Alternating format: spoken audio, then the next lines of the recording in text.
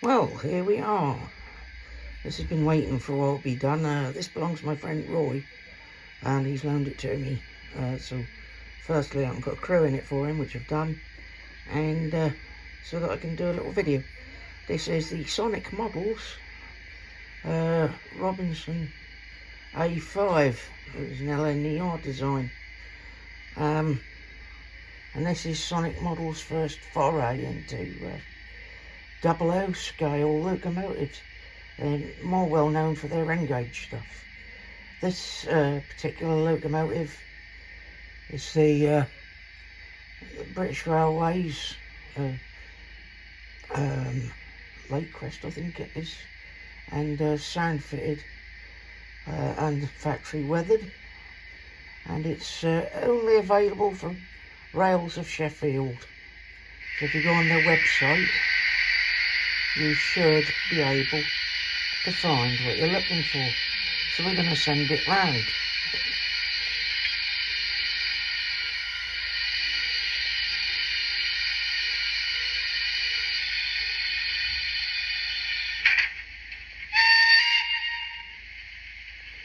Okie dokie. There she goes.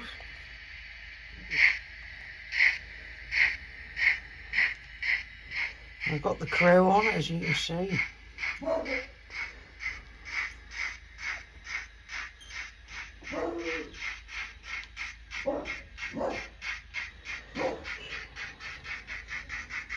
There she goes, she's off.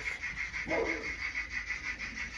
don't know what she'll be like on my track work at the moment, because I've got a few odd spots with duff ballast, so but she does seem to be going okay at the moment. I should point out it's very, very hot in here. I'm currently sitting with no shirt on, it's that hot, and breathing isn't the easiest thing to do in here when it's like this. So I've only got this for another day, so I need to get some video in the can, as it were. But anyway, as you can see, goes on quite nicely. My only real criticism of the model is that it could have had more pickups on the wheels, because as it is, it's in practicality, it's like running an 060, even though it's a 462. There aren't any pickups on the jockey wheels, only on the main drive wheels, and on some bad track work it might not work very well unless you've got a stay alive on it. But as you can see, it's a nice model, and it goes around quite nicely.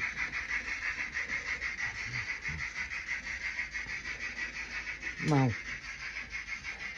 not thanks to my track work, I've still got those sails, I've got a fair bit of ballast to sort out on it.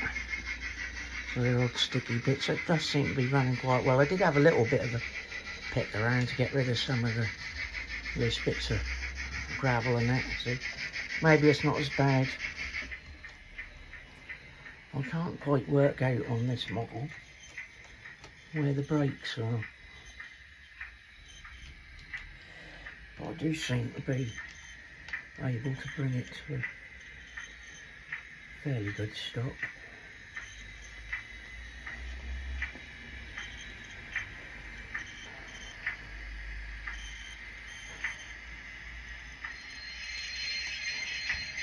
How about that? That made it stop nicely. Right, so I'll just take you a little bit round, just so you can see the detail of it. As you can see, it's quite nicely done. There's spaces for obviously additional details.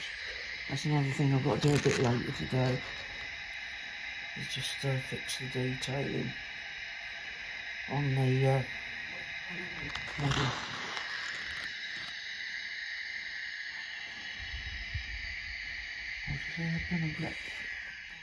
It's gonna get frightened, don't I, look at it. Anyway, as you can see, she's nicely weathered. For a first model from Sonic Models in 00, I'd say they've done a pretty creditable job. So that's nice. The crewmen in there are just the normal sort of background. The other thing is how to get the cabs off. You can't. There's got a fully detailed cab, which you can't. Well, on the fully glazed versions, you can't really see it very much. But there is a full detailed cab in there. What you have to do, you remove the coal with its sort of grating thing, and underneath that coal you'll find a small screw, and you have to undo that small screw so that you can get the cab top off. The whole cab comes off, and you've got full access to the footplate, and you can do what I've done here and put the crew in. So anyway, that's the first of my little short review videos. You'll need to apply to Wales or Sheffield for the price, because that does vary according to whether you get sound fitted or not, and you get weathered or not, and so on and so forth. Also, while stocks last, as they say. It's a very nice little model if you do an eastern region or northeast. You know, it's a nice model to have in the engine shed. Anyway, have a nice time, and I'll catch you on the next one.